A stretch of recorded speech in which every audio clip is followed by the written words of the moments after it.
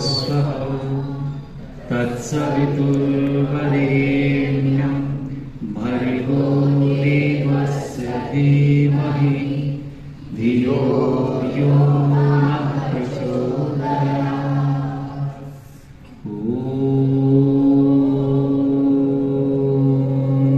वेदाहमेतं पुरुषं महन्तम् आदित्यवर्णं तं सह परस्तात् तमेव विदित्वाति मृत्युमेति न अन्यपन्था विद्यते अनाय न अन्यपन्था विद्यते अनाय।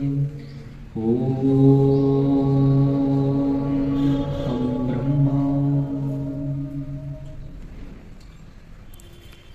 इस व्यासपीठ के समक्ष विराजित आर्य समाज कोलागढ़ के बहुत ही यशस्वी प्रधान आदरणीय पंथदेव गुप्ता जी और इसी समाज के बहुत ही सुयोग्य संचालक संरक्षक आदरणीय ज्ञानचंद गुप्ता जी इस समाज को बड़ी कुशलता के साथ अपने कर्म से फलीभूत कर रहे हैं।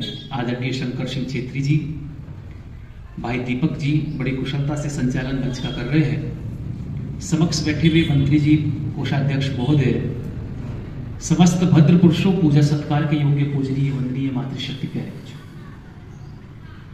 एक ऐसी श्रृंखला हम प्रारंभ करने जा रहे हैं जिसके कारण पूरी विश्व में, पूरी दुनिया में हमारी पहचान बनी है। और उस श्रृंखला के अंतर्गत जिस महापुरुष के जीवन से संबंधित चर्चाएं हम आपके बीच में करेंगे वो सब आप जानते हैं।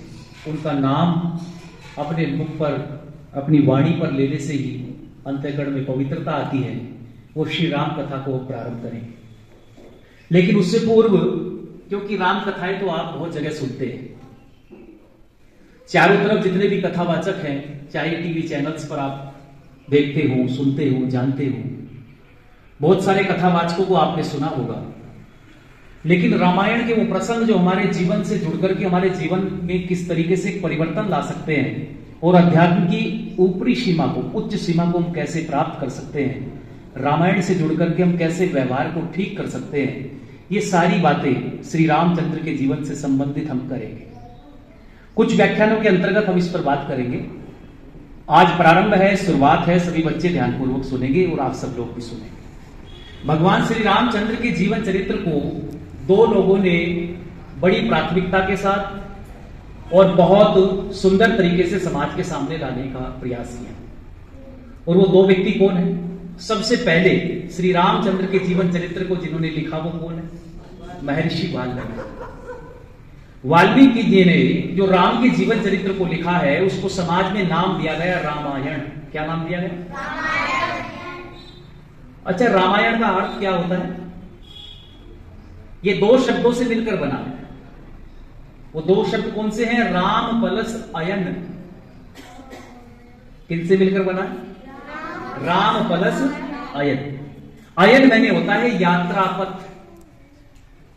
यानी राम की जो यात्रा है, राम ने अपने संपूर्ण जीवन में बाल्यकाल से लेकर के और मृत्यु पर्यंत जितने भी राम के पुरुषार्थ रहे हैं, राम के कार्य रहे हैं, राम का गमन रहा है, राम का विचरण रहा है, राम का जीवन रहा है, उस संपूर्ण जीवन की पूरी यात्रा को एक जगह समेट दे जो, वो क्या है बोलो?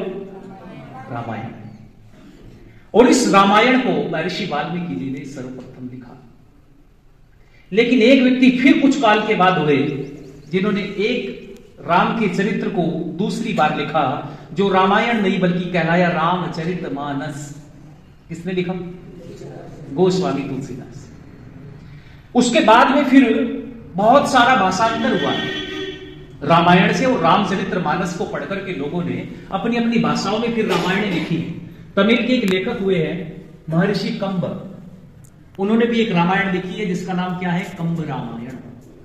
ऐसी अलग अलग तमिल में, तेलुगु में, कन्नड़ में, अलग अलग बोलियों में, अलग अलग भाषाओं में भाषांतरण हुआ है। लेकिन मूल रूप से जो जीवनी श्री राम की हमारे सामने आती है वो ऋषि वाल्मीकि की।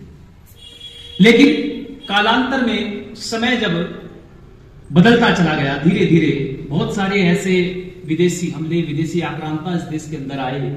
ये मैं भूमिका के रूप में आपसे इसलिए बता रहा हूं क्योंकि बहुत सारे प्रकरण ऐसे हैं जो वाल्मीकि रामायण में नहीं है, वो रामचरितमानस में भी बहुत थोड़े हैं, और आगे चल करके जो कहानियां बन रही है, जो टीवी सीरियल्स आ रहे हैं, उनमें ऐसे ऐसे छेपक जोड़ करके दिखाए जा रहे हैं जिनका राम से कोई सरोकार, बोलो,